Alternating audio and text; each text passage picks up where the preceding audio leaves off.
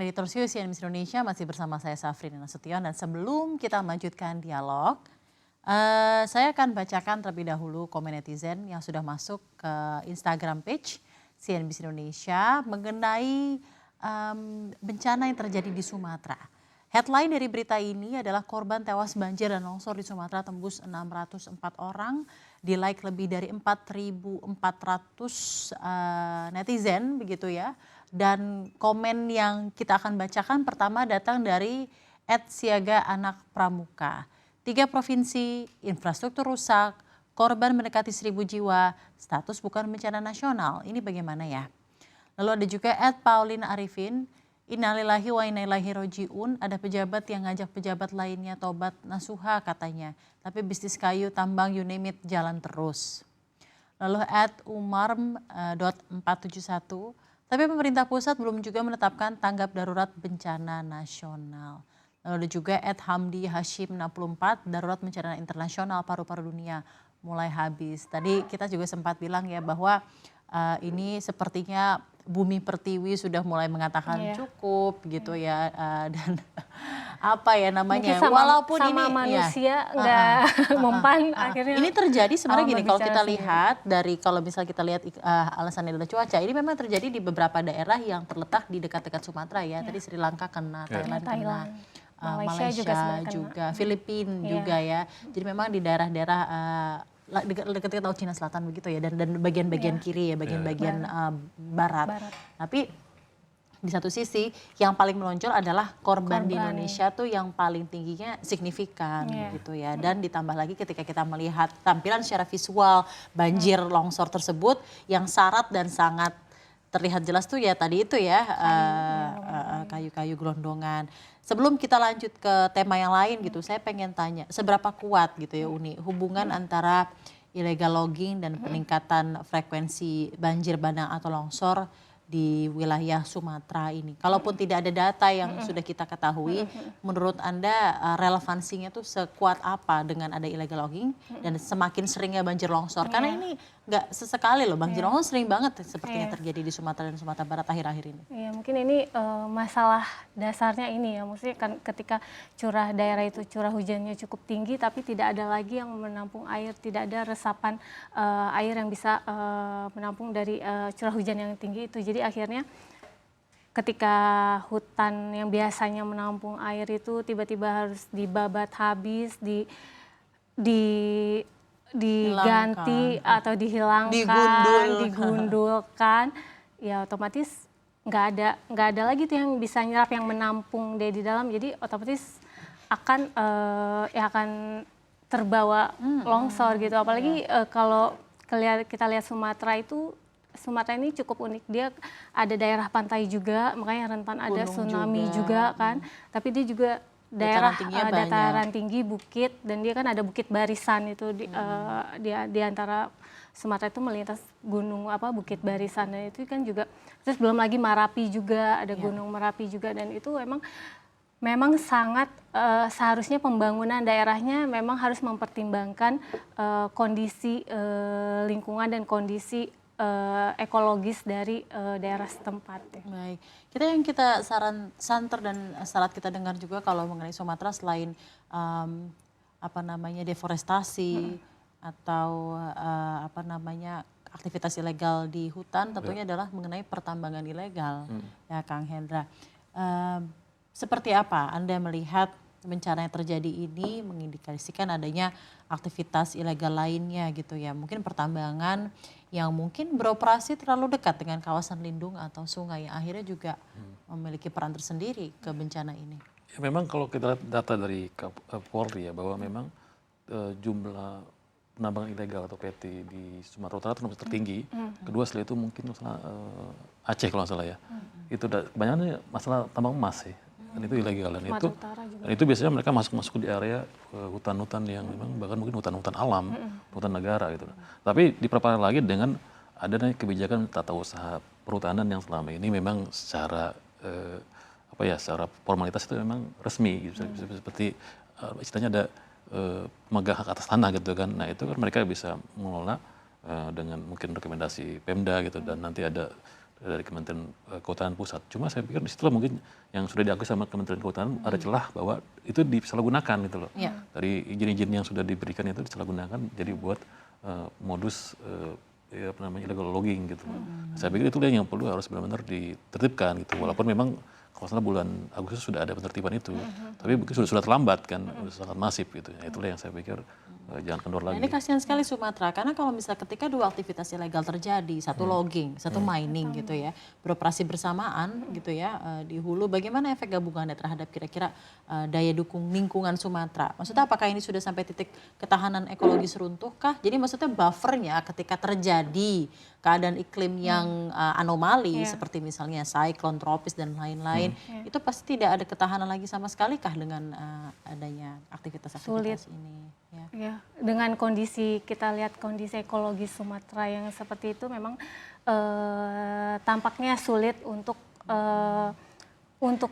tahan dari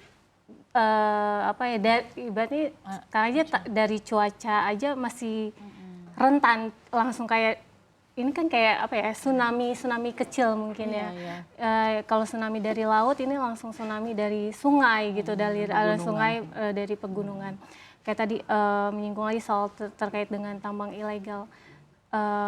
Jangankan tambang ilegal maksudnya untuk tambang yang resmi, yang legal aja masih banyak perusahaan yang tidak menaati persyaratan lingkungan khususnya kayak reklamasi pasca tambang, terus untuk perencanaan terkait dengan daerah aliran sungainya seperti apa itu kan untuk tambang yang resmi aja tuh mereka belum tentu patuh gitu, belum tentu taat kayak gitu, apalagi yang ilegal kayak legal aja kan harus jaminan reklamasi pasca tambang itu juga membutuhkan duit yang luar biasa besar kayak gitu, terus belum lagi mereka perencanaan untuk limbahnya seperti apa, jangan sampai kan limbah ini juga langsung lari ke pantai kan enggak juga, itu harus ada pengolahan lebih lanjut.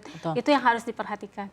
Yang kita September lalu kan juga Kementerian SDM sendiri yang bahkan merilis 190 izin tambang itu tidak membayar jaminan reklamasi pasca tambang 190 sehingga harus di hold dulu ya, ditangguhkan dulu. Nah ini apalagi yang ilegal kayak gitu, dan pastinya ini harus semua pihak sih, pemerintah juga, DPR juga, pemerintah baik pemerintah daerah maupun pemerintah pusat dan juga DPR. Kenapa saya bilang di sini DPR, karena misalnya untuk wilayah izin usaha tambang aja, itu ditetapkan bersama dengan DPR.